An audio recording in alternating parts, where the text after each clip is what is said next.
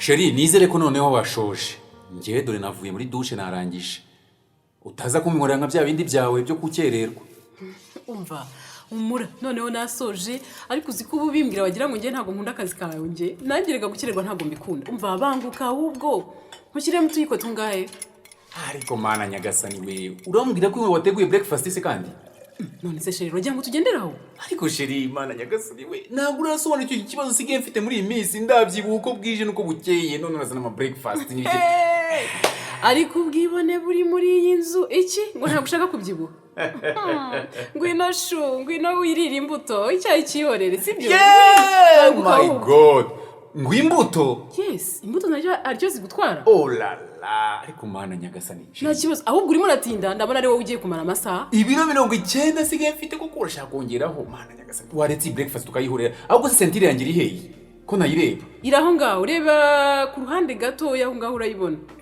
Mana nyagasani we. Nayo uri kubona? Okay, ishati nawe ndabona yateguye ariko. Ariko noneho reka nkwereke ikiza. Kugira ngo ntitukajye dukererwa. Iyo myenda ya bya bindi byose ntegura nzambishyira muri saro. Aho ubibona ibaze wahereye.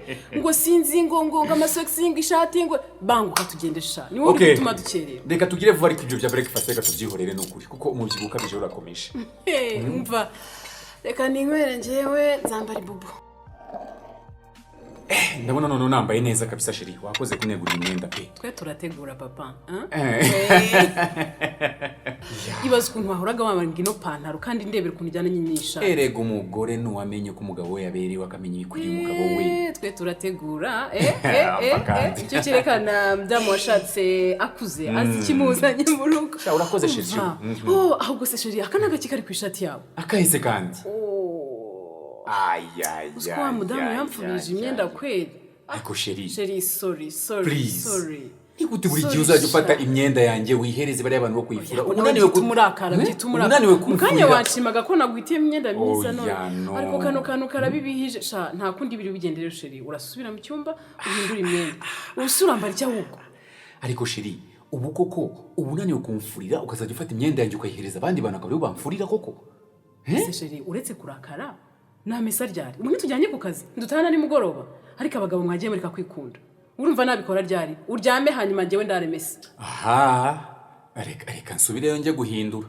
Ariko ntuze kunzanaho bya bindi byawe ngo dore wambaye ibindi bidasa bidagendanye. Please. Time management. Na bindi nzana wowe reba imyenda wenda basifata jeans n'umupira aho ngaho urawubona hafi reba mu mwanya wawe hahandi tubika imyenda ure tubonamo. Okay.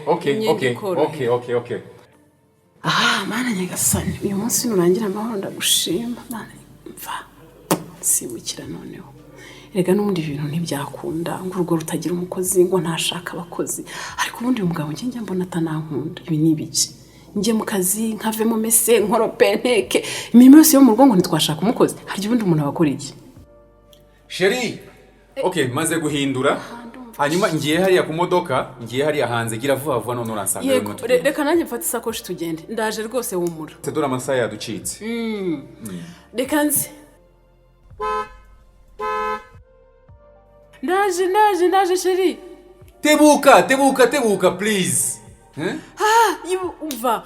Uretse gato. Reka mbanze ndebe nshobora kuba nsize ntakinze. Oh my god. Hako ibyawe nibirangira buri kanya ngo nibagiwe Oya ndaje. Ariko se Sheri aho kugira ngo dusige tudakinze no kwihanganira umunota umwe ibyo birakunaniye. Gira vuba. Ndaje. Si unje nari mbyibagiwe ntera.